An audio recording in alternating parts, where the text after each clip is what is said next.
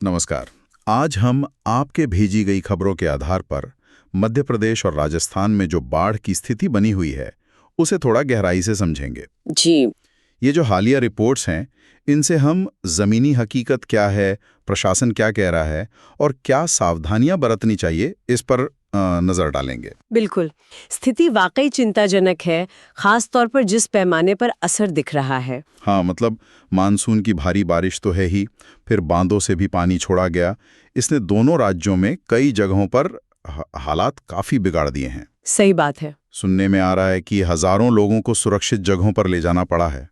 तो चलिए देखते हैं इन रिपोर्ट्स में क्या खास बातें निकल कर आ रही हैं। शुरुआत मध्य प्रदेश से करें। खबरों के हिसाब से लगभग 14 जिले हैं जो बाढ़ की चपेट में आ गए हैं। हाँ, 14 जिले। इसमें ग्वालियर चंबल का जो इलाका है वो तो खैर मानसून में अक्सर ही वहाँ नदियों में उफान रहता है। हाँ, वो तो है, लेकिन इस बार शायद ज्यादा गंभीर है। फिर विदिशा, नर्मदापुरम, भिंड और यहां तक कि राजधानी भोपाल में भी असर दिख रहा है। जी। और एक आंकड़ा जो सामने आया है, 3400 से ज्यादा लोगों को रेस्क्यू किया गया है।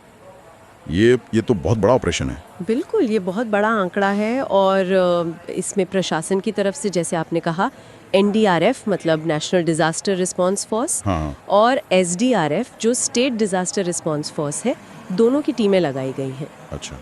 और गृह मंत्री का भी बयान आया है, उन्होंने आश्वासन दिया है कि जो भी संसाधन चाहिए उसमें कोई कमी नहीं होगी।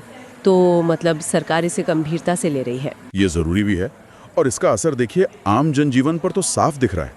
कई जिलों में स्कूल बंद है। हाँ, स्कूल बंद कर दिए गए हैं।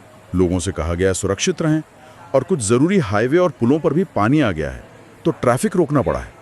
मतलब रोजमर्रा की जिंदगी काफी अस्त व्यस्त हो गई होगी। ऐसी ही मतलब मिलती जुलती चुनौतीपूर्ण स्थिति पड़ोसी राज्य राजस्थान में भी है। अच्छा, राजस्थान में भी? ये वहाँ नवनेरा बैराज, एक तरह का गेट वाला ढांचा होता है नदी पर पानी कंट्रोल करने के लिए, और बीसलपुर बांध, इन दोनों के गेट खोलने पड़े। ओहो। अब इसका नतीजा ये हुआ कि चंबल, बनास, पार्वती जैसी जो नदियां हैं वो कई जगहों पर खतरे के निशान से मतलब काफी ऊपर बह रही हैं। तो क्या मतलब बांधों के गेट खोलने का असर कुछ ज्यादा ही हो गया, या बारिश ही इतनी थी? देखिए, ये कहना थोड़ा मुश्किल होता है।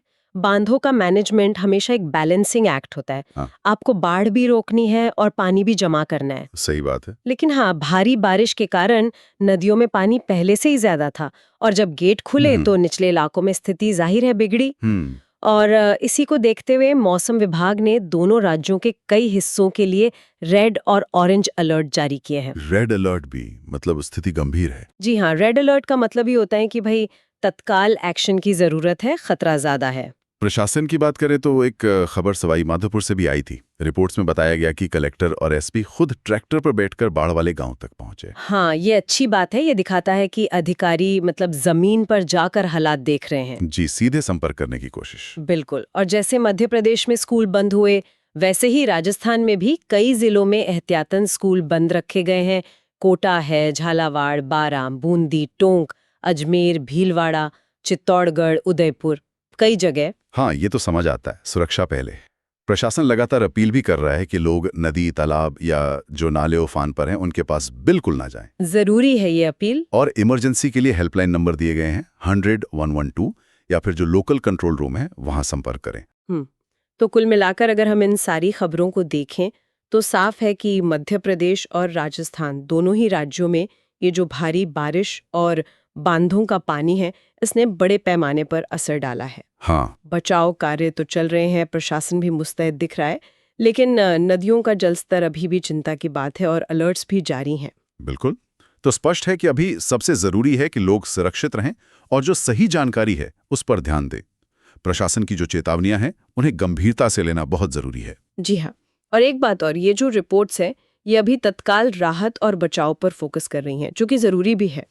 लेकिन जब हम इस पैमाने का व्यवधान देखते हैं, हजारों लोग प्रभावित हुए, घर बार छूटा, इंफ्रास्ट्रक्चर को नुकसान हुआ, तो ये सोचने पर मजबूर करता है कि इसके लंबे समय में क्या मायने होंगे। हाँ, ये एक बड़ा सवाल है। मतलब जो प्रभावित लोग हैं उनके पुनर्वास की चुनौती, प्रशासन के लिए भविष्य में ऐसी आपदाओं की बेहतर तैयारी, और शायद हमें अपनी जल प्रबंधन की जो रणनीतियां हैं उन पर भी फिर से सोचने की जरूरत पड़े। ये कुछ अहम सवाल हैं जो आगे देखने होंगे।